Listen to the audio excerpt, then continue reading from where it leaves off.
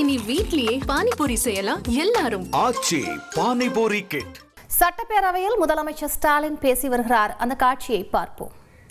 மாண்புமிகு பேரவைத் தலைவர் அவர்களே, விண்வெளியில் உள்ள சர்வதேச விண்வெளி நிலையத்தில் ISS எனப்படும் 287 நாட்களாக தங்கியிருந்த இந்திய வம்சாவளியைச் சேர்ந்த சுனிதா வில்லியம்ஸ் அவர்களும் பூட்ச் வில்மோர் அவர்களும் தொழில்நுட்ப கோளாறு ஏற்பட்டதால் பூமிக்கு திரும்ப இயலாத நிலை ஏற்பட்டது.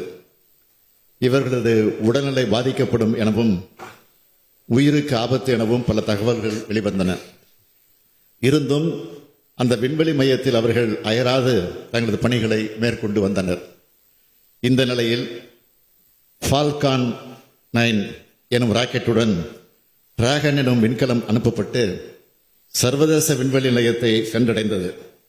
இதன் மூலமாக சுனிதா வில்லியம்ஸ் அவர்களும் பூட்ச் அவர்களும் அங்கிருந்த மேலும் 2 வீரர்களோடு இணைந்து பயணித்து பத்திரமாக புளோரிடா அருகில் கடலில் தரையிறங்கினர்.